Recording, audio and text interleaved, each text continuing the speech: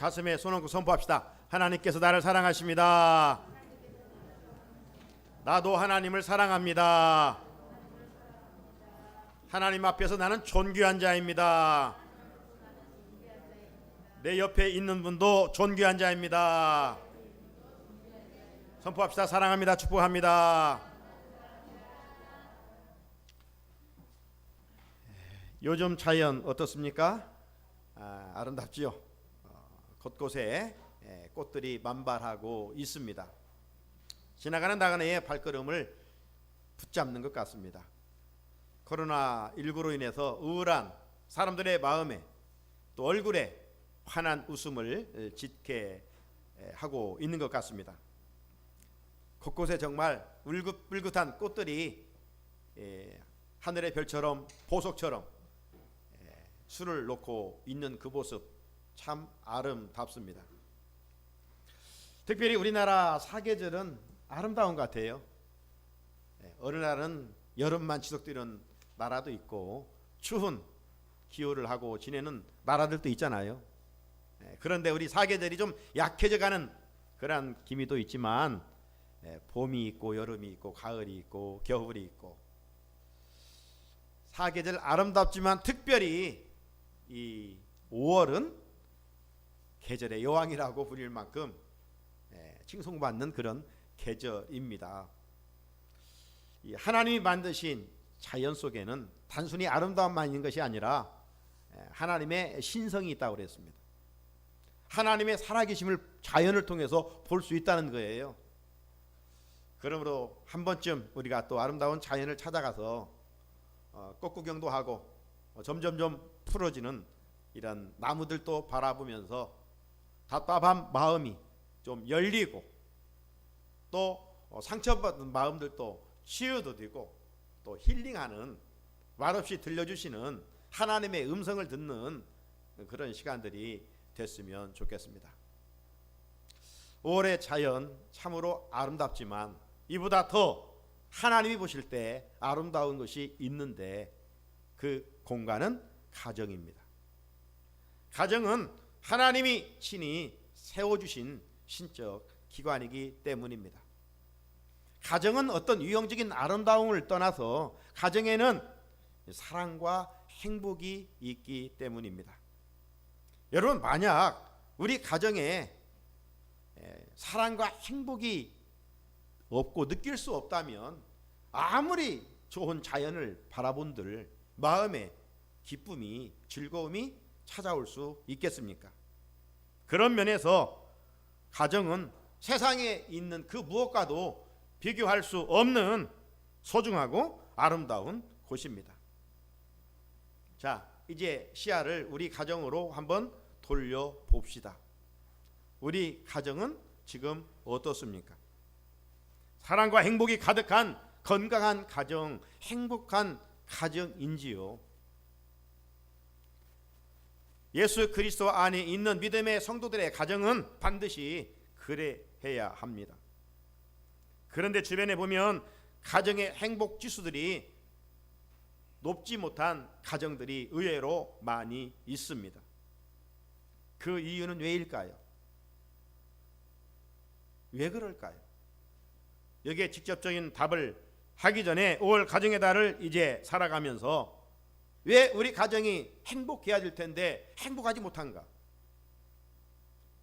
이 부분에 대한 자꾸 생각을 해보고 고민도 해보고 그러면 어떻게 해결해야 될 것인가 기도로 실험해 나갈 수 있어야 하겠습니다. 그리고 부족한 부분을 채워 사랑과 행복이 넘치는 에덴 동산 같은 그런 기쁨의 가정으로 회복할 수 있어야 합니다. 왜 행복하지 못할까라고 했을 때 대부분의 떠오르는 우리의 생각은 남보다 많이 가지지 못하였기 때문에 물질의 지배를 받는 우리들의 생각에 10중 8구는 그런 모습이 아닐까? 정말 그럴까요? 우리 선조들은 어떻게 살았습니까? 안빈낙도 가난 속에서도 편안하게 도를 즐겼다는 겁니다. 그런데 오늘날 우리들의 삶의 가정은 물론 상대적으로 가난하게 살 수도 있고 부자로 살 수도 있지만 대부분 지난 날보다도 얼마나 부유하게 살고 있습니까? 그런데 그 풍요 속에서도 평안도 없고 감사도 없고 기쁨도 없습니다. 끝없는 욕심으로 마음에 근심과 걱정으로 채우며 하루하루를 살아가고 있습니다. 그러므로 우리 가정 행복을 무너뜨리는 여우는 다른 것이 아니라 우리의 끝없는 욕심 아닐까요? 이 욕심을 십자가에 못 박아야 됩니다. 우리 선조들은 정말 가난 속에서도 낙을 누렸다고 그랬어요. 우리의 진정한 돈은 무엇입니까? 예수 그리스도이십니다. 그분은 말씀이십니다. 그분 안에서 살고 그분으로 만족한다면 그 안에서 주시는 사랑과 그 안에서 주시는 평안과 그 안에서 주시는 기쁨이 차고 넘칠 것입니다. 그러면 가정마다 행복한 에덴의 아름다운 회복이 임하게 될 줄로 믿습니다. 하나님은 우리의 가정들이 그렇게 되기를 소원하십니다. 오늘은 5월 첫 주일 어린이 주일입니다. 우리 자녀들을 마음에 품고 이 시간 하나님께 나가며 예배를 드리고 있습니다. 바라기는 하나님께서 이 시간 두 손 들어 어디에 있든지 우리 자녀들 머리마다 안수하시사 은혜와 평강 주시기를 주님의 이름으로 축복합니다. 자녀들이 소중하죠. 왜 소중합니까? 내 것이기 때문에. 내 것은 무엇이든지 소중해요. 그러나 이건 일반적인 모든 부모의 생각이지 믿음의 부모는 여기에서 멈추면 안 됩니다. 내 것이기 전에 왜 우리 자녀들은 정말로 보석보다 귀하냐? 하나님의 기업이요, 하나님이 주신 최고의 상급이기 때문입니다. 우리 윤여정 씨 이야기를 장로님 기도 속에 했어요. 참 대단한 상이었습니다. 박수 받을 만한 그런 상이지요. 그러나 그보다도 더 귀한 상을 우리 부모들이 받고 있다는 자각을 할 수 있어야 합니다. 시편 127편 3절 보라 자식들은 여호와의 기업이요 태의 열매는 그의 상급이로다. 하나님 주신 상급이라는 거예요. 최고의 상급 아닙니까? 요한 웨슬리 감리교를 창시한 자가 있습니다. 하나님 앞에 섰을 때 하나님은 세 가지를 물어본다 그러죠. 내가 너에게 준 시간을 어떻게 관리했느냐? 내가 너에게 준 물질을 어떻게 관리했느냐? 세 번째가 뭐냐? 내가 너에게 맡겨준 자녀를 어떻게 양육했느냐? 이것입니다. 우리는 청지기로서 시간과 물질도 잘 관리하지만 하나님의 기업인 자녀들을 양육 잘 해야 되겠죠. 그렇다면 우리 자녀들을 양육하는 데 있어서 내 생각과 내 마음대로 할 것이 아니라 세상 어떤 방식으로만 할 것이 아니라 우리 하나님의 말씀을 가지고 하나님의 기업인 자녀들을 양육할 수 있어야 합니다. 에베소서 6장 4절 같이 한번 읽어볼까요? 시작. 또 아비들아 너희 자녀를 노엽게 하지 말고 오직 주의 교훈과 훈계로 양육하라. 이 말씀은 자녀들을 교육하고 양육해야 할 부모들에게 주신 중요한 말씀입니다. 서점에 가면 코너별로 책들이 있지요. 과학책도 있고 또 역사책도 있고 또 어떤 코너에 이런저런 인문학 다양한 책들이 쌓여 있습니다. 그 중에 한 코너에는 자녀들에 관한 이런 책들이 얼마나 많은지 모릅니다. 자녀 양육에 관한 자녀 교육에 대한 이런 책들이 많다는 것은 독자층이 많다는 것이죠. 독자층이 누구에 있어요? 부모들이죠. 부모들은 정말 자녀들 교육에 남다른 관심이 많습니다. 참 수많은 나라들이 있고 수많은 나라의 부모들이 있는데 다 자녀 잘 되기를 바라죠. 그래서 자녀 교육의 이 어떤 테크닉, 교육 방법은 다양할 수가 있어요. 또 열정도 다양할 수가 있습니다. 하지만 통계적으로 보면 이쪽으로 나타나는 현상을 보면 우리나라 부모들보다도 정말 자녀들에 대해서 투자하고 관심을 갖는 부모들도 없는 것 같습니다. 여러모로 우리 자녀 교육에 관심을 많이 갖지만 단적인 예로 하나 말씀을 드리면, 고위급 인사들과 이 정치인들 청문회를 하게 되면 지난날 수치스러운 잘못들이 정말 하나하나 수면 위로 드러나잖아요.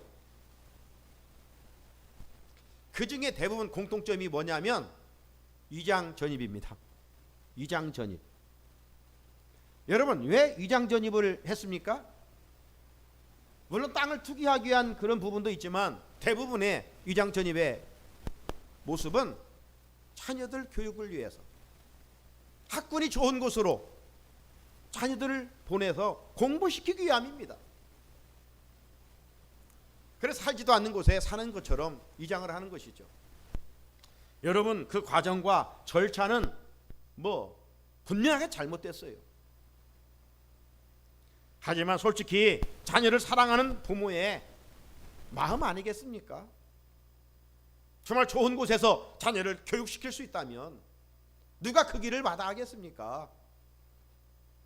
내가 손가락질을 받는 한이 있더라도 자녀들을 잘 되게 한다면 그것이 부모의 마음입니다.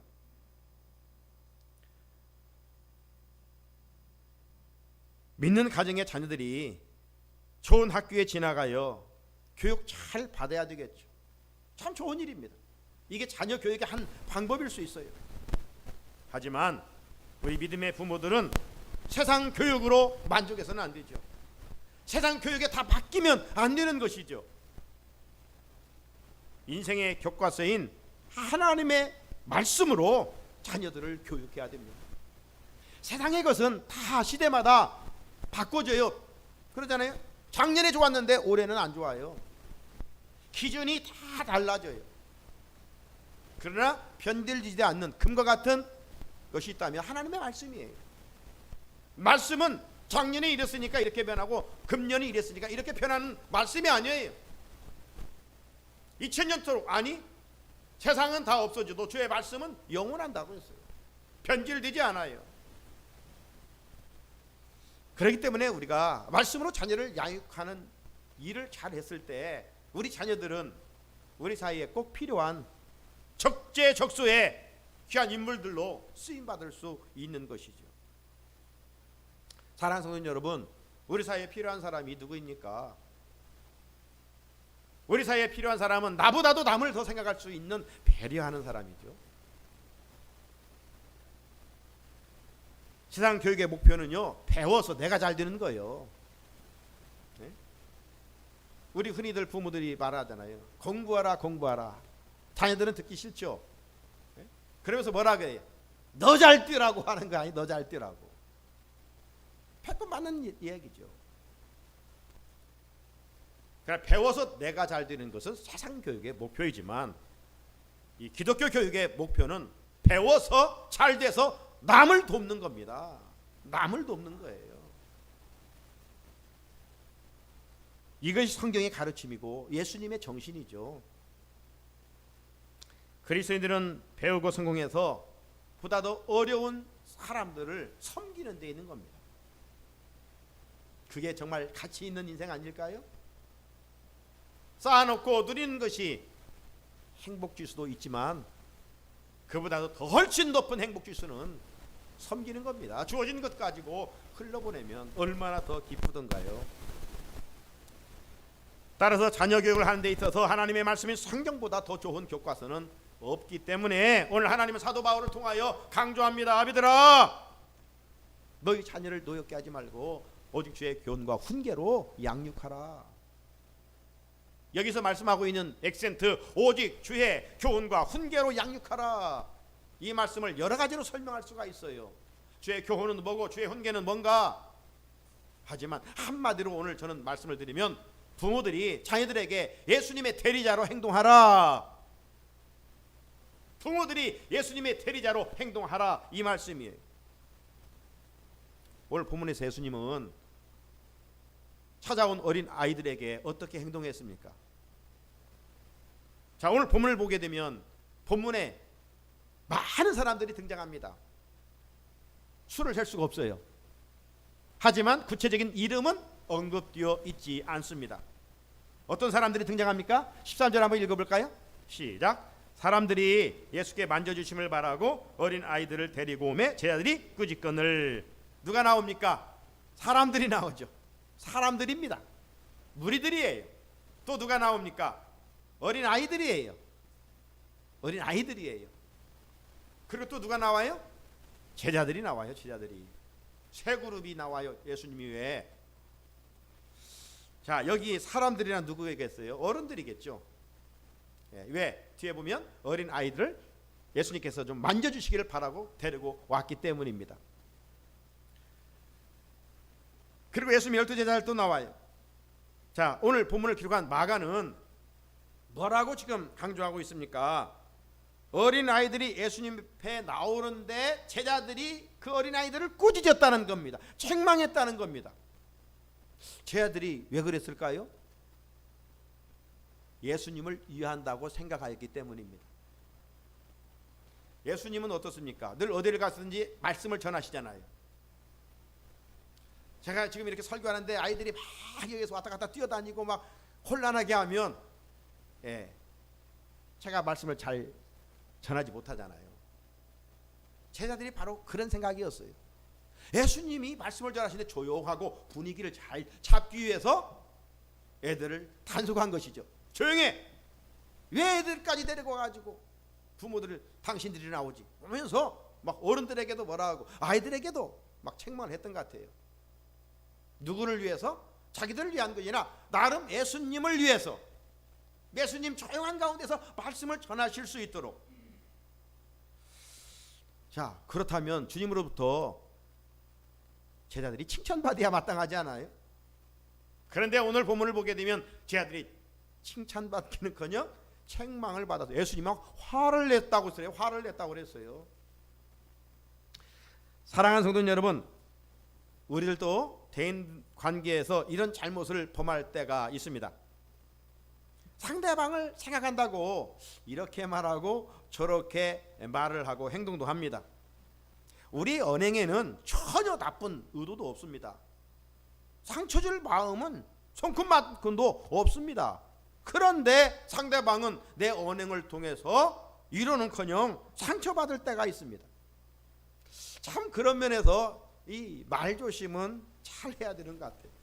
뭐 불조심, 물조심, 먼조심, 차조심도 있지만 정말 이 말 때문에 하루아침에 정말 등을 돌리게 되고 이런 일들이 얼마나 많은지요.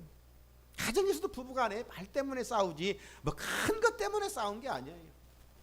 그 잔불씨가 큰 대형 사고를 이루듯이 이 별 볼 일 없는 이 말 한마디 금방까지 지나고 웃다가 뭐 한마디 잘못 거슬려서 이게 그냥 대형 사건이 되고 있는 그런 거 우리가 경험하잖아요. 아무튼 우리가 살아가면서 말 조심하라. 그래서 코로나19로 어떤 이들은 이렇게 마스크를 쓰고 다니는 것은 하나님이 쓸데없는 말 하지 말고 다니라고 이렇게 다 이 마스크 채웠다고 하잖아요.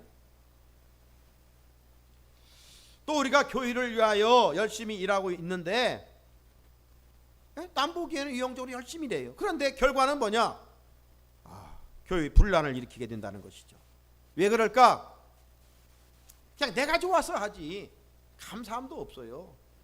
그러니까 감사함이 없으니까 일을 하면서도 뭐 누구는 하지 않네 하네 하면서 원망하고 불평하고 누구는 못하네 하면서 따라주지 않는다 하면서 비난하고 험담하고 이런 일들, 이런 열심은 공동체의 덕을 세워갈 수가 없습니다. 이런 사람들을 향해서는 우리가 흔히 하는 말 가운데 한마디 들려준다면 가만히 있으면 중간이나 가지. 가만히 있으면 문제는 일으키지 않잖아요. 상대방과 교회 공동체를 위해서는 시작도 과정도 마지막도 다 좋아야 됩니다. 시작부터 마칠 때까지 은혜가 되어야 됩니다. 근데 이게 쉽지 않잖아요. 우리 인간이 연약하고 죄성이 있어서 그렇기 때문에 내 힘으로는 안 돼요. 하고 싶어도. 어떻게 해야 할 수 있느냐? 다른 거 없어요. 주님의 마음을 품어야 돼요. 우리의 영원한 모델이신 예수님의 마음을 품어야 돼요. 그런데 본문에 등장하는 제자들은 주님의 마음을 갖지 않고 당시 변질된 세상의 마음을 가졌어요. 예수님 당시에 어린 아이들과 여자들은 수에 들어가지도 않았어요. 우리나라도 그랬잖아요. 남녀 7세 부동석이라고. 예? 어떻게 남녀 같이 앉아요? 있을 수가 없어요. 이게 세상적인 가치관이었어요. 예수님 당시에 아이들이 수에 들어가지 않았다니까요. 그렇게 제자들은 아무 생각 없이 막 떠드는 이 어린 아이들을 막 혼낸 거죠. 책망을 꾸짖은 거죠. 이런 행동은 주님으로부터 칭찬받을 수가 없어요. 우리들도 칭찬받기 위해서는 세상적인 가치관을 가지고 살면 안 돼요. 세상은 이미 공중것에 잡은 악한 영으로 인해서 타락한 곳이에요. 그럴 때 우리는 이런 것들을 늘 죽이고 예수님의 가치관, 예수님의 말씀을 가지고 살아야 주님으로부터 칭찬받는 것이죠. 자, 예수님은 제자들이 그렇게 행동을 한 것을 보시고 화를 내시고 이렇게 말씀하셨어요. 14절 한번 읽어볼까요? 시작. 예수께서 보시고 노하시어 이르시되 어린 아이들을 내게 오는 것을 용납하고 금하지 말라. 하나님의 나라가 이런 자의 것이니라. 아멘. 예수님의 행동은 제자들과 정반대이죠. 예수님은 어린 아이들 오는 것을 막 즐거워하셨어요. 기뻐하셨어요. 금하지 않으셨어요. 용납하셨어요. 그러면서 하나님의 나라는 그들의 것이라고 말씀하셨어요. 파격적인 말씀이 아닐 수가 없습니다. 당시 사회에 큰 충격을 주는 선언입니다. 나아가 예수님은 15절에서 사람의 수에도 들어가지 않는 어린아이들을 천국의 모델로 말씀을 하십니다. 15절 내가 진실로 너희에게 이르노니 누구든지 하나님의 나라를 어린아이와 같이 받들지 않는 자는 결단코 그곳에 들어가지 못하리라 하시고, 예수님은 당시 소유당한 아이들의 인권을 어른들의 인권과 동등하게 여기셨어요. 여자와 아이라고 해서 인권이 유린당하면 안 되겠지요. 백인의 인권만 권리만 중요하고 흑인의 인권과 권리는 중요하지 않다. 이건 안 되는 것이죠. 그들의 인권을 짓밟으면 안 돼요. 그런데 세상에는 이런저런 이유로 얼마나 많은 차별이 있습니까? 이런 차별의 배후에는 누가 있는지 아십니까? 악한 마귀가 있어요. 마귀는 사람을 자꾸 차별하게 만듭니다. 그런데 예수님은 결코 차별하지 않으십니다. 오히려 예수님은 약한 자들, 소유당한 자들, 버림받은 자들, 세리와 창기 같은 죄인들, 그들을 찾아가셔서 그들의 친구가 되어주셨고 그들을 위로해 주셨고 돌에 맞아 죽어야 할 자들의 인권을 회복시켜 주신 분이 예수님이셔요. 오히려 그들을 찾아가 주님은 안아주시고 그들을 품어주셨어요. 용서해 주셨어요. 따라서 제자들은 타락한 세상의 마음이 아닌, 세상의 가치관이 아닌 예수님의 마음을 품었었다면 제 아들이 그 떠드는 아이들 함부로 책망하지 않았을 것입니다. 사랑하는 성도 여러분, 하나님께서 어린이 주일을 맞아 자녀들을 생각하면서 예배드리는 우리 부모들에게 주시는 첫 번째 메시지 내용입니다. 자녀들을 인격을 함부로 대하지 말라는 것이죠. 자녀들의 가치를 그 무엇보다도 소중히 여기라는 말씀입니다. 우리 자녀들은 어떤 모습을 하고 있든지 소중한 존재입니다. 물론 자녀를 양육하다 보면 참 자녀 때문에 속상할 일이 많지요. 자녀 때문에 눈물 흘릴 날이 있지요. 자녀들 양육하는 것이 정말 자식 농사 힘들죠. 그렇기 때문에 부모들은 제자들처럼 생각 없이 자녀들을 함부로 대하여 자녀들 마음에 큰 상처를 주게 됩니다. 그런데 자녀는 내 것이기 전에 하나님의 기업임을 우리가 기억해야 됩니다. 그러므로 자녀들의 인권을 존중히 여기는 마음이 있어야 돼요. 그런데 부모들이 변질된 세상에 살다 보니 자녀의 가치보다 물질의 가치를 앞두는 일들이 많습니다. 자녀는 팽개치고 돈 버는 일에 너무 앞서오는 경우가 없잖아 있습니다. 자, 이렇다 보니 우리 사회에 있어서는 아니들 가장 큰 근래 충격을 준 정인이 사건 같은 일들이 일어나는 것 아니겠어요? 정인이 사건, 입양한 아이, 입양 자체는 얼마나 귀한 일입니까? 아무나 할 수 없는 일 아니에요? 자식이 있는데도 입양을 했어요. 그런데 자식은, 내가 낳은 자식은 귀하고 귀한 인격체로 알았는데 입양한 아이는 인격체로 대하지 않았다는데 문제가 있는 것 아닙니까? 이 사건이 우리들에게 더 큰 충격을 주었던 것은 믿는 가정에서 일어났다는 것이죠. 목사의 자녀들이 이렇게 했다는 것 아닙니까?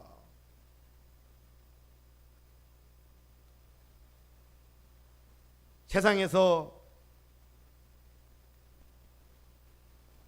우리가 자녀들을 가치와 인권을 소중히 여기지 않고 행동하여 자녀들이 큰 상처를 받는다면 저들의 행동과 크게 다를 바가 없는 것 아니겠느냐 이것이죠. 세상에서 솔직히 부모들만큼 자녀를 사랑하는 대상이 어디가 있겠습니까? 그런데 불황해가도 통계에 의하면 자녀들 마음에 가장 큰 상처를 누가 줬느냐라는 질문에 부모들이에요. 부모들이 자녀들을 위하여 수고하고 희생하며 사랑하는데 왜 이런 결과가 나타나는 것일까요? 부모들의 이기적인 행동 때문입니다. 부모 입장에서 말하고 부모 입장에서 판단하고 부모 입장에서 행동하기 때문입니다. 입만 열면 누구보다도 너를 사랑한다고 하는데 그 행동들이 계속해서 자녀들 마음에 큰 상처를 주게 됩니다. 오늘 자녀들을 생각하면서 이렇게 행동했던 우리들의 모습, 나의 모습을 하나님 앞에서 인정하고 회개할 수 있어야 하겠습니다. 그리고 다시금 하나님의 기업인 자녀들의 존재 가치와 인권을 존중히 여겨야 합니다. 이것이 오늘 5월 첫주일 어린이 주일을 맞아 하나님께 예배드리는 큰 의미가 아니겠습니까? 나아가 부모들이 예수님의 마음을 본받아 자녀들에게 예수님의 대리자로 행동해야 됩니다. 예수님은 어린아이들을 천국의 모델로 말씀하신 후에 이렇게 사랑을 표현하셨습니다. 16절 마지막 절 읽어봅니다. 시작. 그 어린아이들을 안고 그들 위에 안수하시고 축복하시니라. 아멘.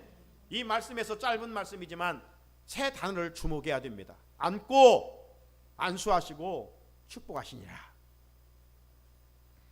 이처럼 예수님의 손은 어린아이들과 관계에서 계속 사랑으로 이어지고 있습니다.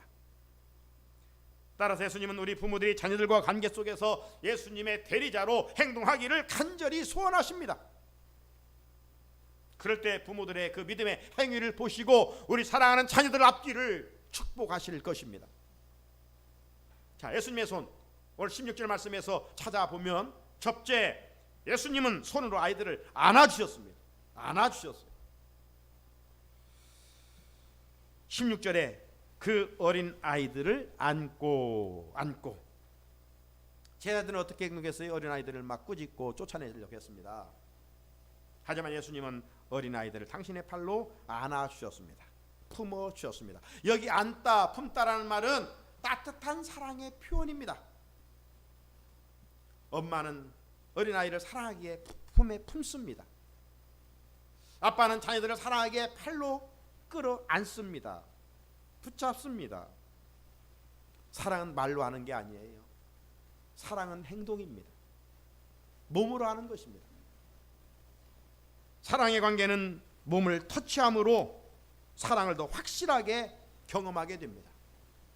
하나님 우리 인간을 사랑하시되 어떻게 사랑하셨습니까? 말로만 사랑하지 않으시고 당신 인간의 몸을 입고 오셔서 그 몸을 십자가에 피 흘려 죽으심으로 그 몸을 통해서 고난당하시고 죽으심으로 우리를 향한 사랑을 확증해 보여주셨잖아요.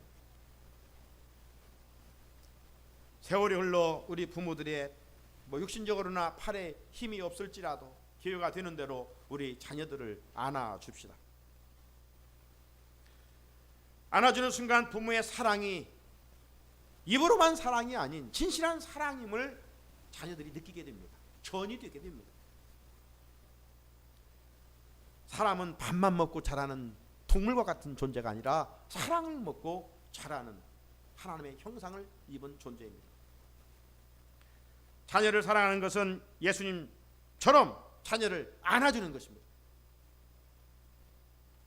성장했다고 이변하지 말고 기회가 되는 대로 사랑으로 자녀들을 터치해 주십시오. 제 서적에 보게 되면 이 게리 체프먼의 5가지 사랑의 언어라는 책이 있습니다. 갑자기 설교를 준비하는데 이 책이 생각나서 오늘 말씀을 드리는데 5가지 사랑의 언어예요. 여기 보게 되면 이 5가지 사랑의 언어는 어떤 언어냐? 인정하는 말, 함께하는 시간, 선물, 봉사, 육체적 접촉, 즉 스킨십입니다. 이 5가지 사랑의 언어는 예수님의 행동과 아주 일치를 하고 있는 거예요. 그렇다면 우리 부모들과 우리 할아버지 할머니들은 자녀들과 손자 손녀들을 어떻게 해줘요? 너 틀렸어라고 말하기보다는 자꾸 인정해 주는 말을 하라는 거예요. 인정해 주는 말. 바쁘다고 핑계하지 말고 자녀들과 자꾸 함께 하라는 것이죠. 그게 진정한 사랑이라는 것이죠. 그리고 때로는 선물도 하는 것이죠. 그리고 내리사랑이라고 뭐 받을 생각 누가 하겠습니까? 하지만 선물하는 것이죠. 선물하는 거예요. 그리고 육체적으로 접촉하는 거예요. 제 첫 번째 오늘 메시지의 내용은 5번째죠. 육체적 접촉을 말합니다. 자꾸 스킨십 하라는 겁니다. 자꾸 부딪히라는 겁니다. 만져주라는 것입니다. 이렇게 사랑을 받고 자란 자녀들이 건강한 인격체로 자라서 사회에 필요한 사람으로 쓰임받을 수가 있습니다. 둘째는 예수님은 손으로 아이들을 안수해 주었습니다.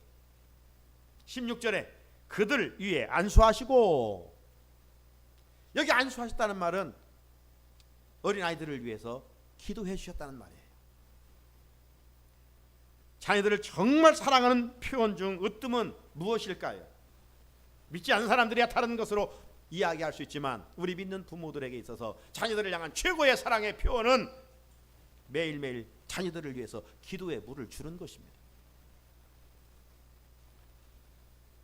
자녀를 위해 기도하는 일을 가리켜 언젠가 노이 연합 집회에 오셨던 강사님은 사막의 물주기다. 자녀들을 위해서 기도하는 것은 뭐냐? 사막의 물주기다. 사막의 물준들 표현 압니까? 부으면 사라지고 부으면 흔적도 없어요. 그러나 물을 주는 겁니다. 지금 이스라엘은 네덜란드처럼 이 꽃을 얼마나 많이 수출하는지 몰라요. 사막의 나라예요.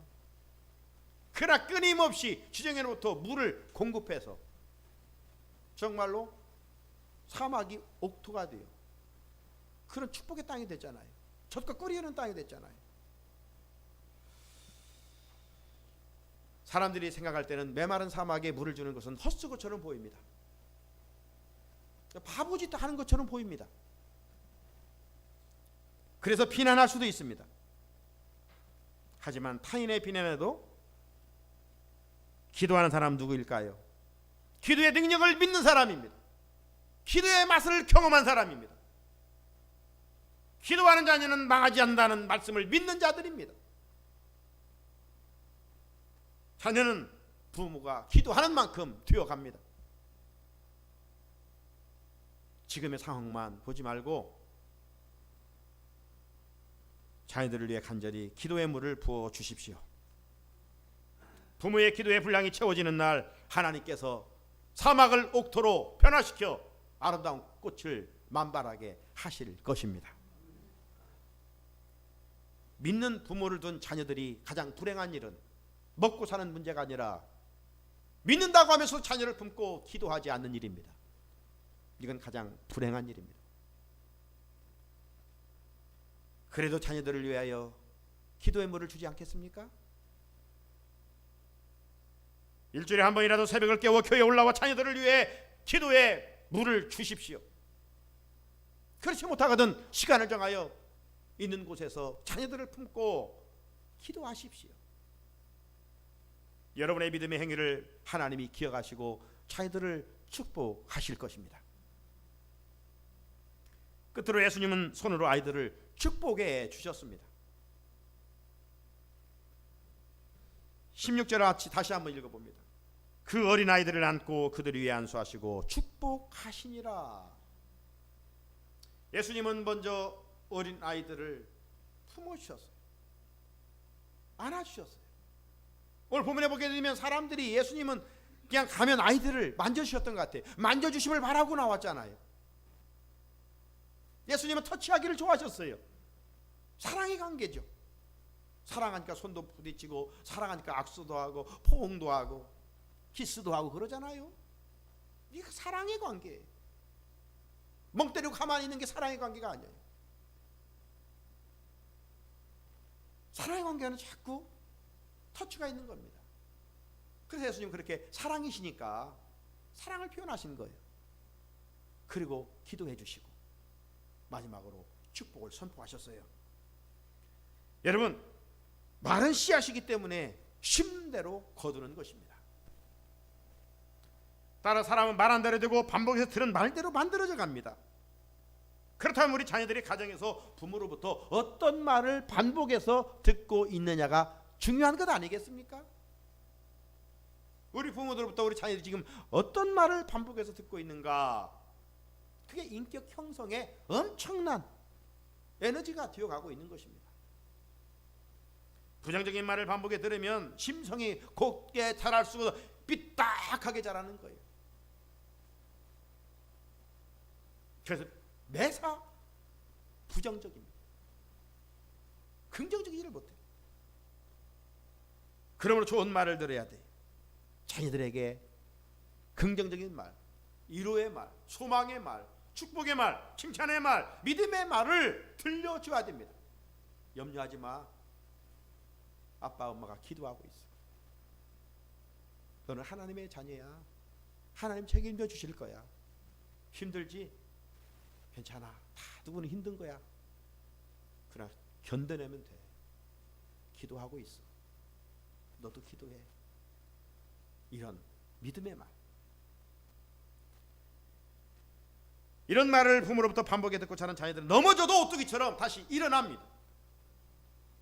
그러므로 부모들은 심중해서라도 자녀들에게 저주의 말을 해서는 안 돼요. 예수님을 본받아 자녀들에게 축복을 선포하십시다. 주님의 권세 있는 이름, 우리에게 다른 건 없을지라도, 은과 금은 없을지라도 권세 있는 예수님의 이름이 있잖아요. 그 예수님의 이름으로 믿음의 말을 선포하십시오. 부모는 하나님의 대리자이기 때문입니다. 우리 부모들이 오늘 주님의 손을 본받아